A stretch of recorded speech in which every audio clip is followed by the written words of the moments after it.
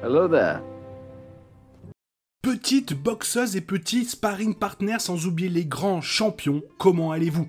Un film Creed sans Rocky, c'est quand même assez bizarre. Bref, revenons sur le film Creed 3 avec mon avis et analyse, mais aussi des explications et surtout quel avenir pour cette franchise, et je vous en parle dès maintenant et juste après ça, et je vous souhaite un bon moment, let's go.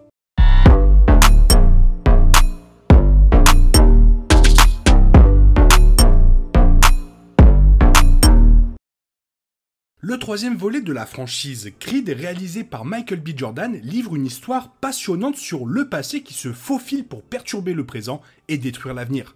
Les débuts de Jordan en tant que réalisateur sont un triomphe car il navigue dans des séquences de boxe avec enthousiasme et précision. Développer un spin-off de Rocky largement apprécié n'a pas été une tâche facile, mais Jordan parvient à le faire avec succès malgré les limites du scénario. Peut-être que le public peut remercier les influences animées qui sont saupoudrées tout au long du long métrage. Les séquences de boxe sont superbes car Jordan capture l'intensité des combats avec des ralentis parfaitement chronométré et des gros plans intentionnels. Il aurait été facile pour le premier film du réalisateur de recourir à ce qui a été fait auparavant, mais la créativité avec laquelle il a tourné ce film finit par payer. Bien que le scénario ne donne que juste assez pour ne pas tomber dans un territoire oubliable, la direction de Jordan scelle l'affaire et offre un divertissement épanouissant. Dans l'histoire, il y a le fardeau typique du passé auquel est confronté le protagoniste qu'il doit surmonter, et dans ce cas, il suit parfaitement l'ancien trope d'amis à ennemis que presque tous les genres ont abordé. Mais encore une fois, et heureusement pour les téléspectateurs, Jordan défie ces tropes fatigués avec sa direction créative qu'il parvient également à ancrer dans un cadre émotionnellement convaincant. Ensuite, et cela ne devrait pas surprendre les fans de longue date de l'acteur, mais Jonathan Majors est une force avec laquelle il faut compter pour l'avenir. Il offre une performance en couche et nuancée qui gardera sûrement les téléspectateurs collés à l'écran. Jordan est également à la hauteur, bien que l'on puisse dire que son énergie était partagée entre les fonctions d'acteur et de réalisateur. Pourtant, son engagement envers le caractère physique du rôle et la force mentale de son personnage est impressionnant. Un début convaincant et confiant de Jordan, le film est d'un bon ajout à la longue série de franchises spin-off sur Rocky, et le film contient une performance exceptionnelle de Major, même si le scénario lui rend à peine justice. Pourtant, les acteurs poussent à travers le scénario surutilisé pour créer des performances divertissantes et émotionnellement captivantes qui ne manqueront pas d'attirer les téléspectateurs. Et bien que la durée d'exécution du film soit à égalité avec les deux premiers de sa série, Creed 3 passe grâce à la créativité de Jordan derrière la caméra et les acteurs qui font tout pour que tout fonctionne. Maintenant, regardons plus attentivement le film. Alors pourquoi Dame voulait combattre Adonis? Damian a contacté Creed après sa sortie de prison, mais ce n'était pas pour raviver leur amitié. C'était plutôt une configuration pour que Damian puisse avoir un accès personnel à la vie de Creed. Sa maison, sa salle de gym, sa famille. Le personnage de Jonathan Major ciblait les faiblesses de l'homme. Dame a même engagé un détenu pour attaquer Drago afin qu'il ne soit pas apte à boxer contre Félix, le boxeur de Creed. Cela a donné à Damian l'opportunité de se battre pour la première fois depuis qu'il est allé en prison. Damian voulait récupérer ce qu'il avait perdu pendant son absence et il en a imputé une partie à Adonis, qui s'est enfui et a apparemment abandonné Dame quand il avait le plus besoin de lui. Revenir sur le ring a donné à Dame une chance de se venger de Creed, lui faisant face d'une manière qu'il ne pouvait pas à l'époque, faisant simultanément connaître son nom dans le monde de la boxe pour lancer sa carrière. En fin de compte, Dame a choisi Creed, l'utilisant comme une étape sur son chemin vers le sommet. Son plan lui a permis de régler de vieux comptes et de se remettre à la boxe d'un seul coup. Autre question qu'on peut se poser, c'est pourquoi Rocky n'assiste pas aux funérailles de Marianne. Rocky Balboa n'est pas du tout dans le film, malgré son apparition dans les deux premiers. Fait intéressant, il n'est même pas mentionné après la mort de la mère de Creed, Marianne, après son deuxième accident vasculaire cérébral. Considérant qu'ils se connaissaient bien et que Rocky la voyait de temps en temps, il semblait étrange qu'il ne se présente pas à ses funérailles ou n'appelle pas Adonis. Il est possible que Rocky soit parti pour entraîner quelqu'un et qu'il n'a pas pu rejoindre Los Angeles à temps pour les funérailles. Il se pourrait qu'il ait contacté Adonis hors écran. Quoi qu'il en soit, il aurait pu y avoir une excuse concernant l'absence notable de Rocky aux funérailles de Marianne au lieu de laisser le public deviner. Le petit twist du film, ce sont les lettres de Damian que Marianne a gardées. Avant le décès de Marianne Creed, Adonis a découvert qu'elle cachait les lettres de Damian, ce qui a énervé Adonis. En fin de compte, Marianne ne voulait pas qu'Adonis continue d'être attaché à Damian, qu'elle considérait comme une mauvaise influence. Marianne voulait que son fils passe à autre chose, qu'il se construise une nouvelle vie libérée de son passé douloureux. Creed 3 a vraiment réfléchi sur le passé d'Adonis et les liens avec Marianne et Damian ont solidifié cela. Alors qu'Adonis était furieux, Marianne a estimé qu'elle faisait ce qu'il fallait pour protéger son fils.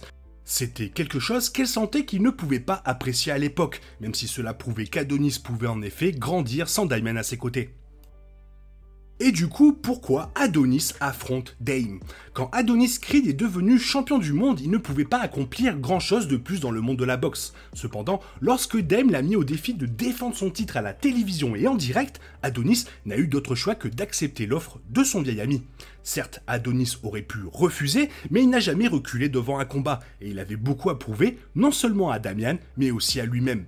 Creed a dû participer au match de boxe influencé par l'animé pour de nombreuses raisons, pour défendre son titre de champion, pour défendre sa fierté, et pour se prouver qu'il n'est pas quelqu'un qui fuit un combat à l'âge adulte. Dame a prouvé toutes ces choses et gagné le match, a montré à Dame que Creed était invaincu, le meilleur. Creed devait se prouver que le titre qu'il avait remporté était quelque chose qui se méritait et que ce n'était pas une sorte de coup de chance. Après tout, Creed avait travaillé dur pour la vie qu'il avait et cela aurait été inenvisageable de perdre contre Dame. Alors, quel est le vrai sens du film? Creed 3 consiste à faire face à son passé, à lui tenir tête et à assumer la responsabilité de ses actes. Tout au long du film, Adonis est confronté à la culpabilité, à la peur et à la colère. En plus de finalement prendre ses responsabilités au lieu de s'enfuir comme il a fait dans son enfance, Creed a dû surmonter ses sentiments au lieu d'exprimer sa colère de manière malsaine et de rester fermé. Les films parlent depuis longtemps d'Adonis acceptant l'héritage et la mort de son père et se frayant un chemin à sa guise, mais il a dû traverser beaucoup d'émotions lourdes pour le faire. Adonis s'intensifie vraiment à la fin du film, montrant à Damian qu'il n'est plus la personne qu'il était. Il a grandi et il peut trier les émotions qu'il était auparavant incapable de transmettre avec des mots. Creed, reconnaissant qu'il aurait pu être là pour son ami quand il ne l'était pas, ainsi que s'excusant, c'est un véritable développement du personnage. Adonis n'en est que meilleur pour faire face à son passé et pouvoir vraiment passer à autre chose. Cela boucle la boucle de son histoire. Maintenant, évoquons le spin-off. Victor Drago et Adonis Creed se sont affrontés à la fin de Creed 2. Dans Creed 3, Drago et Creed sont des alliés. Bien que leur relation ne soit pas entièrement explorée dans le film, ils doivent s'être rapprochés au cours des années entre les films. Drago et Creed montrent beaucoup de respect l'un pour l'autre dans le troisième volet de la franchise et Creed 3 met en place un spin-off de Victor Drago. Maintenant que lui et Creed sont amis, quelle est la prochaine étape pour Drago? Il boxe toujours et il semble être dans un meilleur endroit maintenant, moins en colère, donc un film dérivé de Drago pourrait donner au personnage l'attention qu'il n'a pas reçue dans les films Creed jusqu'à présent. Le boxeur a bien plus à offrir qu'il n'y paraît et un film dérivé pourrait enfin explorer son histoire. Le drame de la famille Drago est beaucoup plus profond. Si rien d'autre, Creed 3 implique certainement que le public n'a pas vu Victor Drago pour la dernière fois, surtout maintenant qu'il est à Los Angeles. Il pourrait même affronter Damian Anderson dans le spin-off de Creed. Bref, tout est possible. Et du coup, voici comment Creed 3 configure un prochain film. Il n'y a pas grand chose dans Creed 3 qui suggère qu'Adonis sera de retour pour un autre combat, mais Creed 4 a été confirmé par Michael B. Jordan. En plus du potentiel d'un spin-off de Victor Drago, Creed 3 propose un spin-off avec le personnage de Jonathan Majors qui vient tout juste de commencer sa carrière de boxeur. Avec Creed 3 voyant Adonis à la retraite, il est possible que Creed 4 puisse suivre sa fille Amara Creed alors qu'elle commence sa carrière dans le monde de la boxe. Le film a confirmé qu'Amara était vraiment passionné de boxe et avait même vu tous les matchs de son père. Étant donné que les films Creed ont inclus des sauts dans le temps, il est possible que Creed 4 puisse avoir lieu plusieurs années après le troisième film, avec Amara, adolescente, s'entraînant avec son père pour son premier match. Adonis veut redonner et consacrer son temps à former les autres, alors pourquoi ne pas commencer par sa propre fille? Amara a pu apprendre à se battre correctement auprès de son père et à mieux exprimer ses sentiments auprès de sa mère Bianca. Il y a beaucoup de potentiel ici et ce serait une belle façon de continuer l'histoire des Creed.